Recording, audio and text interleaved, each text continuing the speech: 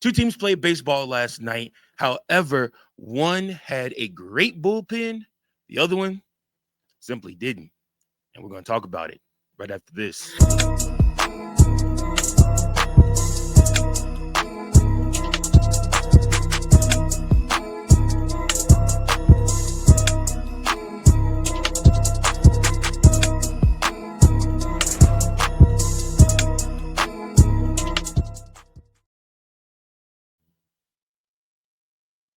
Good day, everybody. How's everybody doing out there? It's your boy Mike Jones back again with another episode of Chicago Cubs Central.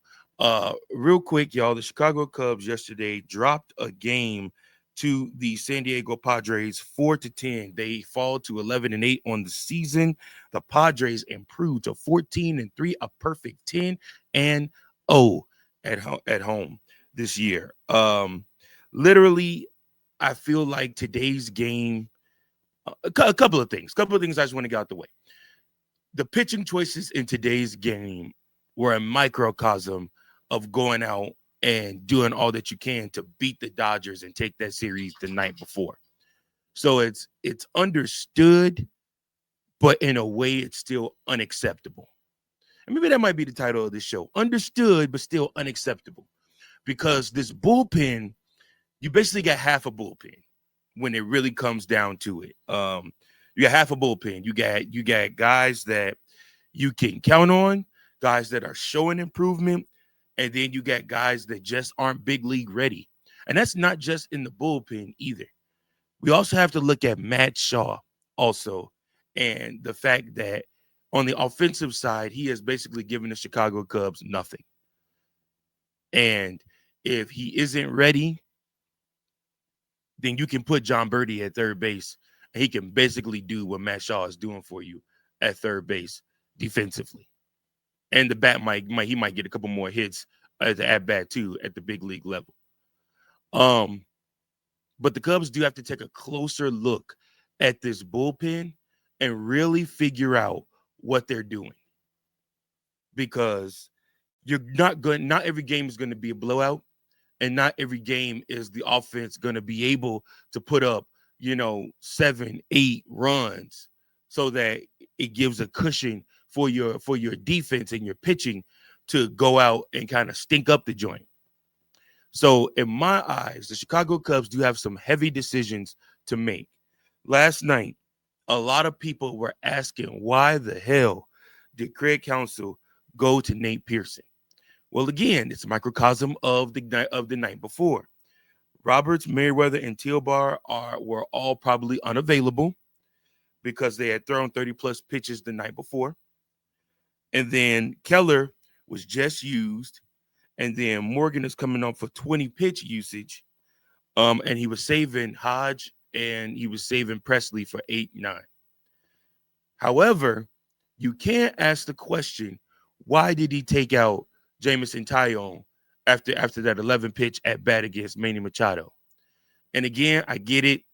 Sure, like I said, you might have thought that since he couldn't get him out, that he might be losing some of his steam and might need to come out before he gives up a big one. However, you put in guys that just aren't ready, and that has shown pretty much in every loss outside of one that the Chicago Cubs have suffered this season. It's been pretty much the bullpen. Every single loss the Chicago Cubs have suffered is because of the bullpen. Starting pitching, to their credit, has pretty much held it down. They have pretty much done their part and held it down. Okay, outside of 2 losses, because it was Matt Boyd that gave up that 3-run homer. So 2 losses, but outside of that, 6 of the other losses I've seen that we've seen this season were literally because the Chicago Cubs just don't have the bullpen. They just don't have the bullpen. Now, Greg Counsell came out and said that it was just a bad night. We just had a bad night. And sure, yes, Craig, not every game is going to be a winner. You're not going to go, the whole season without some bullpen mistakes and stuff like that. These guys are human. However, what's telling is that this bullpen literally was telling us that this bullpen literally can come into a game and change the whole complexion of the game with their inability to throw strikes. It's not even that these guys are giving up solid contact all the time. There are sometimes some guys that'll give up solid contact and guys will hit rockets off of them. That's fine. That's going to happen. That's baseball. It's the inability to find the strike zone for the Chicago Cubs that's so telling. This bullpen struggles mightily with that. And I'm not just talking about, the guys you saw last night, but even like Hodge and Presley both still struggle with finding the strike zone. I tweeted out last night. I was like, I just can't wait for Tyson Miller and Javier Assad to be ready to come back from injury. They're both out on assignment right now, rehabbing. Hopefully, like I said, this will lead to both of them being big league ready here shortly. Because Chicago Cubs still have a tough stretch. Don't get comfortable just because we took 2 out of 3 against the Dodgers. We have to continue to pile on. We have to continue to win. And one way we have to do that is by getting our freaking bullpen together. Pundits around the league believe that the Chicago Cubs are going to have extreme pressure to make trades here soon to bolster up this bullpen if they're going to have any chance at actually being successful this season. It sucks that we traded for somebody like Eli Morgan. It sucks that, we have these guys that just can't throw strikes. Caleb Thielbar just can't throw strikes. I tweeted last night. I feel like a complete idiot because I did a whole episode on the former channel talking about how Nate Pearson could be poised for a big year. And literally, almost ever since that video came out, Nate Pearson has done squat. He has wet the bed every single time. I don't know, guys. I don't know. I mean, like I said, we have to figure out what's going on with our pitching staff. And guys, there's going to come a time where we got to take a long, hard look at Tommy Hotovy and the coach and the pitching coaches. There's going to come a point where we have to look at them too, because there's no way these guys can't be ready. And there's no way that there are multiple guys that lead this organization that we said, yeah, they just weren't great pitchers. And yet they go to other organizations and they start to succeed. They find success. I've been talking all year about how this year is really a make it or break it for Tommy Hotovy too, in a lot of ways. They're not firing Craig Counsell anytime soon. You can get that thought out your head now. But if the Chicago Cubs don't succeed this season, Tommy Hotovy will be the one to take the brunt of the blame, especially if the reason is because of that bullpen.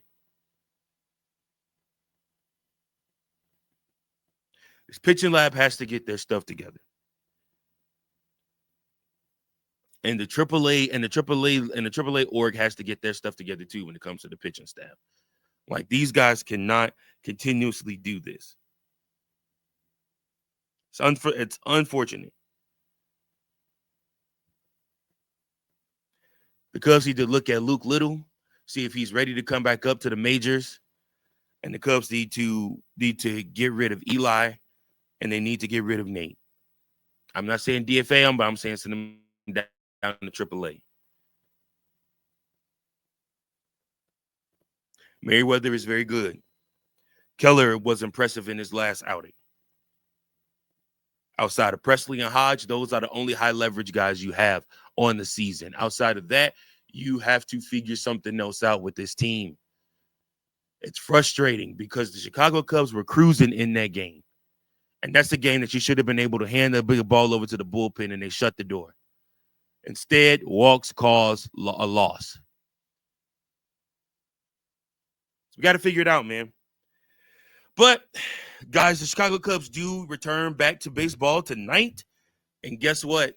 It's my favorite night of the week. That's right. You know what night it is. It's Shota Imanaga night. Shota will be on the mound tonight. He is 2-1 with a 2.70 ERA. Shota, do not leave that slider anywhere up in the zone, or Artis or Tatis, Mercado, and the rest of those guys are going to have a field day on you. However, outside of that, if Shota's stuff is strong, and which I believe it will be, the Chicago Cubs should pull out a victory today because they've just looked very, very good offensively. Very, very good offensively. Pete Armstrong is 6 of 8 in his last at bats. Michael Busch is starting to find his way. Guys aren't just depending on Kyle Tucker. I like it. I like it a lot. Carson Kelly and Seiya Suzuki are still nursing injuries. The hope is that they should at least, at the latest, be available by Friday. Probably sooner. We might see both of them sometime in the San Diego series. We'll see. However, listen, Chicago Cubs need to come out, put their best foot forward tonight, and get this W. They're more than capable of doing it. Randy Vasquez is who's going for the Padres. He's 1-1 with a 1.72 ERA. So, like I said, Chicago Cubs got to come out, put their best foot forward with the bats. So, I'll be very curious to see what happens. But, yeah, that's my time, guys. Make sure that you guys like, share, and subscribe. Tell me the question of the day. What do you think of this Chicago Cubs bullpen? And what changes do we need to make? Obviously, what would you do? Who would you send down? Who would you call up? Who would you be calling on for trades? I need you guys to like, share, comment below. Appreciate each and every last one of you. Until next time, this has been Mike Jones with Chicago Cubs Central.